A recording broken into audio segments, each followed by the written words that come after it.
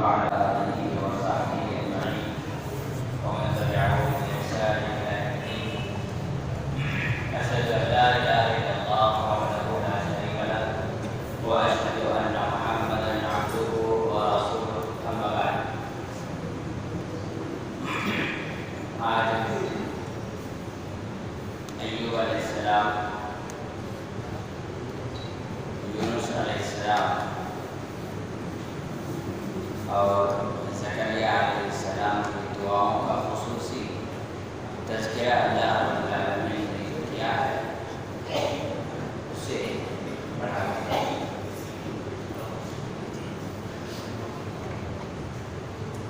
اللہ رب العالمین نے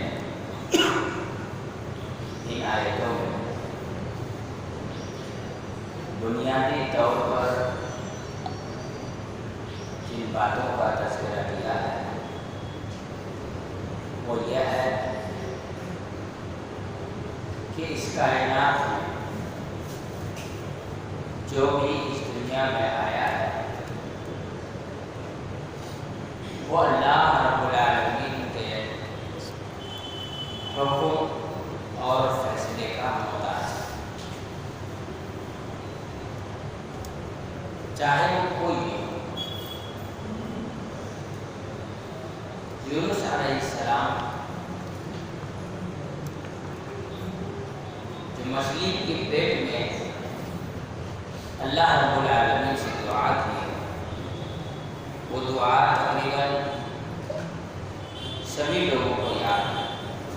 یہ الگ بات ہے کہ اس دعا کے پس منظر اور اس دعا کے بارے میں سب کو یہ معلوم نہ ہو کہ دعا یونس علیہ السلام نے کب پڑھی اور اس کی فضیلت کیا ہے، لیکن لا الہ الا انت سبحانک انی کنت من الظالمین، یہ جو دعا ہے یہ یونس علیہ السلام کا دعا ہے۔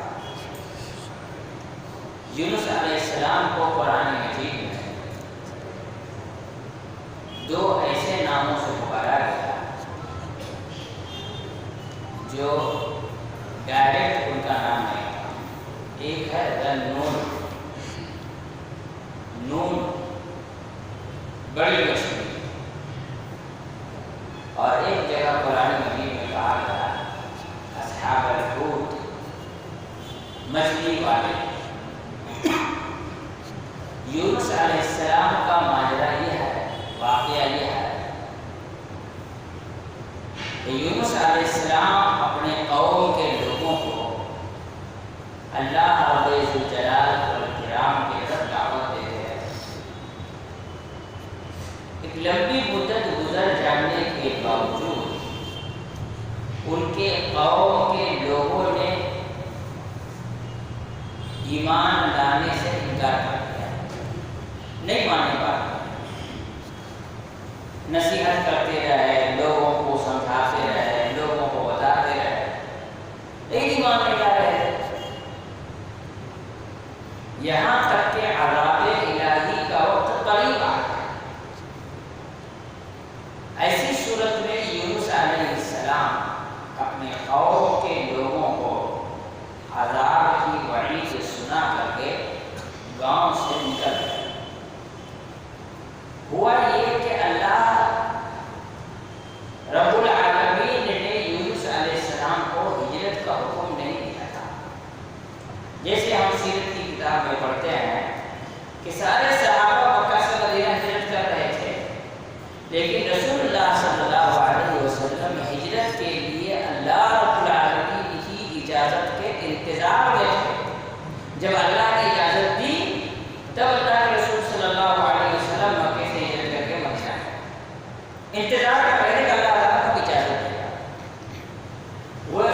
ویسے ہی موسیٰ علیہ السلام بھی اللہ کے اجازت کے انتظار میں تھے کہ جب تک اللہ رب العالمین کی اجازت نہیں دی، موسیٰ علیہ السلام بھی بنی اسرائیل کو لے کر مصر سے نہیں نکلے تھے۔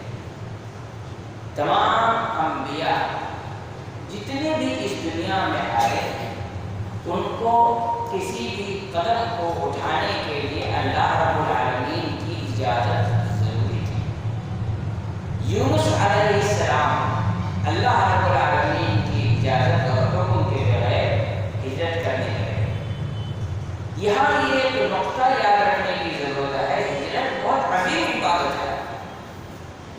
ایک صحابی اللہ کے رسول صلی اللہ علیہ وسلم کے پاس آئے، کہا کہ میں ایمان لانا چاہتا ہوں۔ ٹھیک ہے، ہاتھ بڑھاؤ، بیعت کرو۔ تو انہوں نے ہاتھ بڑھایا، اور جیسے ہی اللہ کے رسول صلی اللہ علیہ وسلم ہاتھ بڑھائے، انہوں نے اپنا ہاتھ پیچھے کیا۔ تو رسول اللہ صلی اللہ علیہ وسلم نے فرمایا کہ تمہیں کیا ہو گیا؟ پہلے تم نے بیعت کرنے کی بات کہی، ہاتھ بڑھایا، اور جب میں نے ہاتھ بڑھایا تم نے ہاتھ کھینچ لیا۔ کہ اگر میں ایمان تو لاؤں گا لیکن میری ایک شرط ہے۔ تمہاری کیا شرط ہے؟ کہا کہ میں ایمان لاؤں تو میرے پچھلے گناہوں کا کیا ہوگا؟ وہ تو معاف ہونا چاہیے نا، معاف ہو جائے تب میں ایمان لاؤں گا۔ تو اللہ کے رسول صلی اللہ علیہ وسلم نے فرمایا الاسلام یہدم ما کان قبلہ والہجرۃ تہدم ما کان قبلہا۔ جب انسان اسلام قبول کرتا ہے تو پچھلے سارے گناہ بنا توبہ کے معاف ہو جاتے ہیں۔ اس لیے تو اسلام قبول کیا ہے تو پچھلے سارے گناہ ویسے ہی معاف ہو جاتے ہیں، کبیرہ ہو صغیرہ ہو جیسے بھی گناہ۔ اور دوسری بات رسول اللہ صلی اللہ علیہ وسلم نے فرمائی کہ ہجرت انسان کے پچھلے سبھی گناہوں کو دھو دیتا ہے۔ صحیح بخاری کی حدیث ہے، رسول اللہ صلی اللہ علیہ وسلم فرماتے ہیں کہ اگر ہجرت کی فضیلت نہیں ہوتی، ہجرت کی فضیلت نہیں ہوتی تو میں مدینے کے انصار میں سے ہوتا۔ اس کا مطلب ہجرت کی کتنی فضیلت ہے۔ تو اللہ کے رسول صلی اللہ علیہ وسلم کی متعدد حدیثیں یہ بتاتی ہیں کہ ہجرت بہت عظیم عبادت ہے، لیکن اس کی شرطیں، اس کے قواعد، وہ ساری چیزیں ہونا ضروری ہے۔ آج کے وہ پاگل لوگوں کی طرح نہیں ہے، کبھی اٹھے ہوئے کہ جی ہندوستان سے ہجرت کرنا چاہیے، یہ ہجرت کرنا چاہیے، وہ ہجرت کرنا چاہیے، بولنا شروع کر دیتے ہیں۔ تو اس کے لیے بہت ساری شرطیں ہیں۔ تو یونس علیہ السلام ہجرت پر نکلے، لیکن اللہ رب العالمین کی اجازت کے بغیر، اللہ تعالیٰ کے حکم کے بغیر۔ اب ہوا یہ کہ اللہ رب العالمین نے کسی بھی قوم پر عذاب بھیجنے کے بعد کبھی واپس نہیں لیا۔ جب عذاب سامنے آ کر کھڑے ہو جائے تو پھر انسان کچھ بھی کر لے، اس کو تو کسنا ہی کسنا ہے۔ عذاب کے آنے سے پہلے جتنا انسان توبہ کر لے، دعا کر لے، عذاب سامنے آ گیا، اس کے بعد اللہ تعالیٰ عذاب کھینچتا نہیں ہے جب تک کہ لوگوں کو مزہ نہیں چڑھا دیتا۔ یہ واحد قوم تھی یونس علیہ السلام کی قوم کہ ان لوگوں نے جب عذاب کو دیکھا تو اللہ سے دعائیں کی، اللہ رب العالمین نے عذاب واپس لے لیا، اللہ تعالیٰ نے عذاب واپس لے لیا۔ اور یونس علیہ السلام یہ سوچ کر نکلے کہ اب اس قوم پر عذاب آ رہی ہے، میں نے کیا کروں یہاں پر، یہاں رہوں گا تو عذاب میں بھی ڈس جاؤں گا۔ اللہ نے ان کو پکڑ لیا، کشتی پر سوار ہوئے، کشتی جب ڈوبنے پائی تو کہا اوور لوڈ ہو گیا ہے، اب لوڈ ہٹاؤ۔ تو کیسے لوڈ ہٹائیں؟ کہا کسی ایک کو سمندر میں پھینکنا ہوگا۔ یونس علیہ السلام سمجھ گئے کہ مصیبت کہاں ہے، تاکہ مجھے پھینک دو۔ پھر جو بھی سسٹم تھا اس سسٹم کے مطابق 2 بار 3 بار 4 بار کوشش کرنے کے بعد یونس علیہ السلام کو مچھلی سمندر میں پھینک دیا گیا، اور سمندر لے جاتے ہی ساتھ ایک بڑی مچھلی کے پیٹ میں چلے گیا۔ کہاں چلے گیا؟ بڑی مچھلی کے پیٹ میں چلے گیا۔ اب یہاں پر نقطہ سمجھیے، جس قوم پر عذاب آنی تھی اس پر عذاب آ گیا، اور جو نبی تھے اللہ نے اس کی گرفت کر لی، جو نبی تھے اللہ نے ان کی گرفت کر لی۔ یہاں پر اللہ رب العالمین نے اس واقعے کو اس لیے بیان کیا تاکہ انسان اس بات کو یاد رکھے کہ انسان ہر حال میں اللہ کے حکم کا محتاج ہے، کسی بھی صورت میں اللہ کے حکم اور اجازت کے بغیر کچھ نہیں کرنا چاہیے۔ ہمارے سماج اور معاشرے میں جو بدعتی لوگ ہیں وہ اللہ کے حکم اور اس کی اجازت کے بغیر کتنا سارا کام کر جائے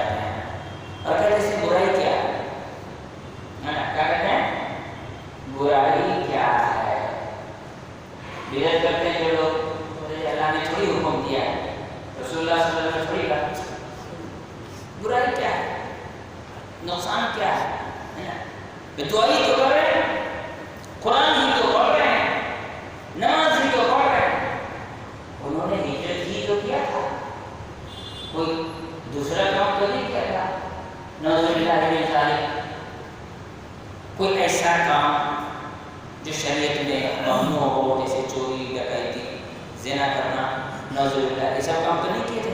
کیا کیے تھے؟ ہجرت کیے تھے. ہجرت وہ بھی عبادت ہے. روزہ بھی عبادت ہے، نماز بھی عبادت ہے، حج بھی عبادت ہے، زکوٰۃ بھی عبادت ہے، تلاوت قرآن بھی عبادت ہے، دعا بھی عبادت ہے. لیکن انسان کو یاد رکھنا چاہیے کہ ہر معاملے میں انسان اللہ کے حکم کا محتاج ہے. بنا اجازت نہیں کرنا ہے. کوئی بھی عبادت اجازت کے بغیر طریقہ رسول کے بغیر نہیں ہوگا. جو یہ کہے جس میں برائی کیا ہے، نقصان کیا ہے، اس کو کوئی نقصان نہیں آئے. کیا نقصان ہے؟ بس یہی ہے کہ دو تین چیزیں ہوں گی، قیامت کے دن حوض کوثر سے بھرا دیے جاؤ گے اور کیا ہوگا. اللہ کے رسول صلی اللہ علیہ وسلم سے دیکھ کے بھگانے کا کوئی بھگا ہو گیا، تو وقتوں کو میرے دین کو بدل دیا تھا، اور کیا ہوگا؟ کچھ تھوڑی ہوگا. قیامت کے دن تو بدعتیوں کے ساتھ کھڑے ہو گیا، اور کیا ہوگا؟ کچھ نہیں ہوگا. تمہیں نبی صلی اللہ علیہ وسلم کے اتباع کرنے والوں کی لسٹ میں جگہ نہیں ملی، اور کیا ہوگا؟ کچھ نہیں ہوگا. اور کیا ہوگا؟ بس 2-4 دن 5 دن یہ ہو سکتا ہے، لمبا ٹائم کے لیے جہنم میں جل لوگ، اور کیا ہوگا؟ کچھ نہیں ہوگا. گدھوں کی ٹولی ہے، اب کیا ہوگا؟ دعائی تو کر رہے ہیں، نماز ہی تو پڑھ رہے ہیں. اور یونس علیہ السلام اللہ کے نبی ہجرت ہی تو کر رہے تھے. بس اللہ رب العالمین کی اجازت نہیں تھی. اللہ رب العالمین نے کیا کیا؟ اچھے خاصے انسان کو اٹھا کر کے سیدھے مچھلی کے پیٹ میں. اب سوچیے وہ مچھلی کا پیٹ ہے وہ معمولی بات ہے، لیکن اللہ رب العالمین نے یہاں بھی اس چیز کو دکھایا کہ اللہ تعالیٰ انسان کو دنیا میں کہیں بھی ہو اگر زندہ رکھنا چاہے تو اس کی طاقت اور قدرت اسے زندہ رکھنے کا پا دیا. موت کا مالک اللہ ہے. مچھلی کے پیٹ میں جانے کا بھی سوچ سکتا ہے کہ اپنی زندہ رہے گا، سوچ سکتا ہے کہ مچھلی کے پیٹ میں جا کے زندہ رہے گا. آدمی نارمل سوچ لے کہ اس کا آکسیجن لیول کیا ہوگا مچھلی کے پیٹ میں. آدمی کو اگر 2 منٹ کنٹینیو آکسیجن نہ ملے تو آدمی بے ہوش ہو جائے گا. 2 منٹ کنٹینیو آکسیجن نہ ملے تو آدمی بے ہوش ہو جائے گا. اور اگر اسی آدمی کو 5 منٹ کنٹینیو آکسیجن نہ ملے تو مر جائے گا. 5 منٹ سے زیادہ اگر اس کے بدن میں آکسیجن نہ جائے تو ایسی صورت میں وہ انسان مر جاتا ہے. آکسیجن لیول گھٹتا ہے تو مر جاتا ہے انسان. آکسیجن ہونا چاہیے بدن میں. مچھلی کے پیٹ میں سوچیے ایسا کیسے انسان کو اللہ تعالیٰ بچاتا ہے. اللہ تعالیٰ جس کی حفاظت کرنا چاہے اللہ جانتا ہے. اللہ تعالیٰ اسی لیے میں نے اس سے پہلے درس میں کہا دنیا میں جتنے بھی اصول، ضابطے، طریقے، سسٹم ہیں یہ سب اللہ کے بنائے ہوئے ہیں. زندہ رہنے کے لیے آکسیجن ضروری ہے، یہ کس کا بنایا ہوا اصول ہے؟ اللہ کا.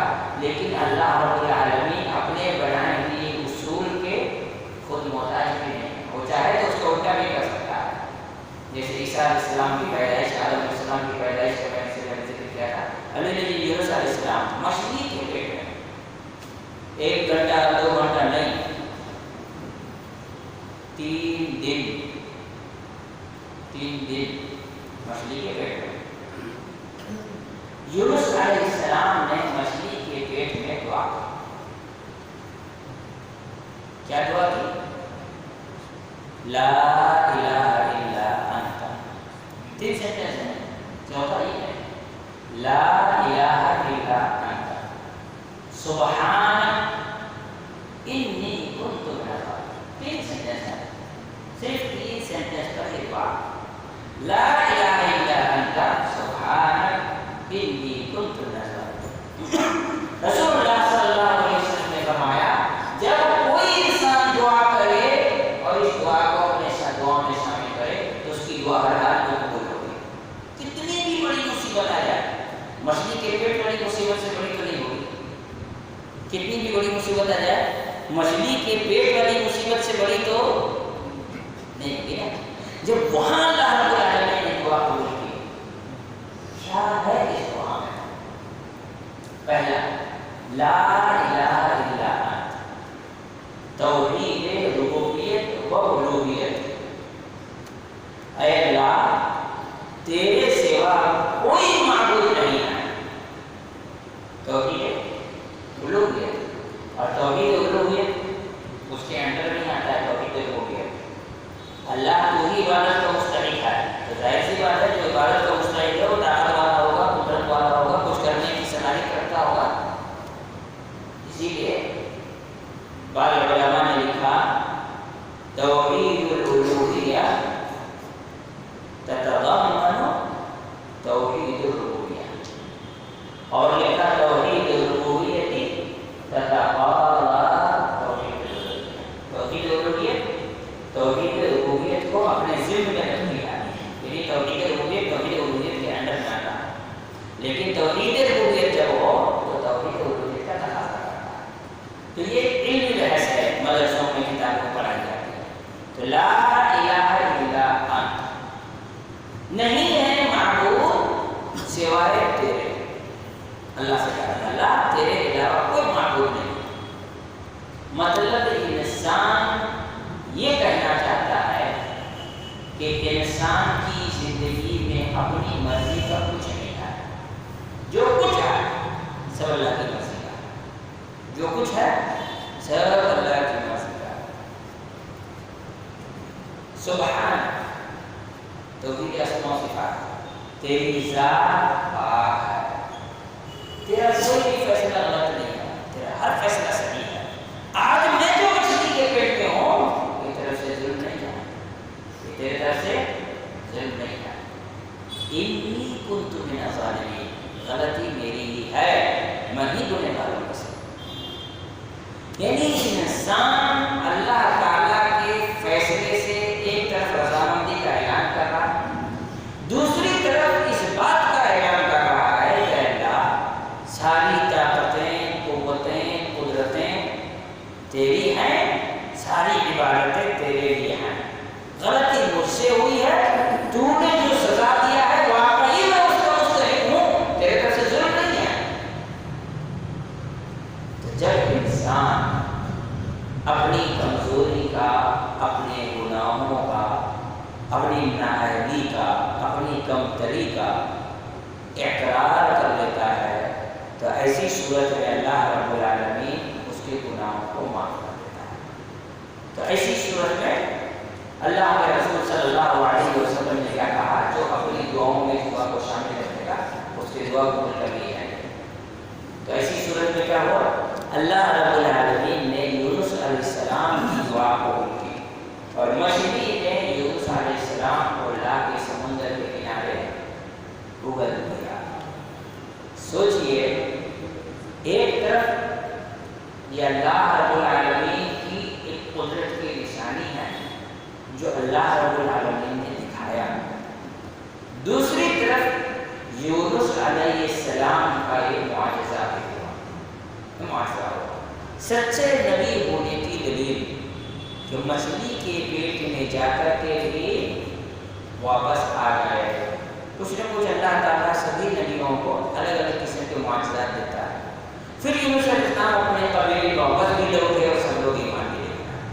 یونس علیہ السلام کا واقعہ یہاں ایک بات اور بتائی گئی جو اللہ رب العالمین نے 29ویں پارے میں بیان کیا ہے. کیا کہا اللہ رب العالمین نے، وَلَا تَكُنْ كَصَاحِبِ الْحُوتِ، صبر کیجئے مچھلی والے کی طرح مت ہو جائے. مچھلی والے کی طرح ہونے کا کیا مطلب، یونس علیہ السلام کی طرح. کیا یونس علیہ السلام کی طرح، اللہ تعالیٰ نے رسول اللہ صلی اللہ علیہ وسلم کو نصیحت کرتے ہوئے کہا یونس علیہ السلام کی طرح آپ صبر کے مادے کو کم مت ہونے دیں.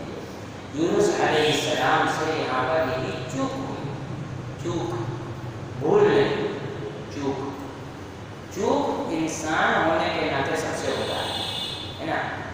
چوک کہ انہوں نے صبر کرنے کے بجائے، اللہ کے فیصلے کے انتظار کرنے کے بجائے ان کو جو چیز صحیح لگی اس راستے پر چل پڑے، جبکہ انہیں اللہ کے فیصلے کا انتظار کرنا چاہیے.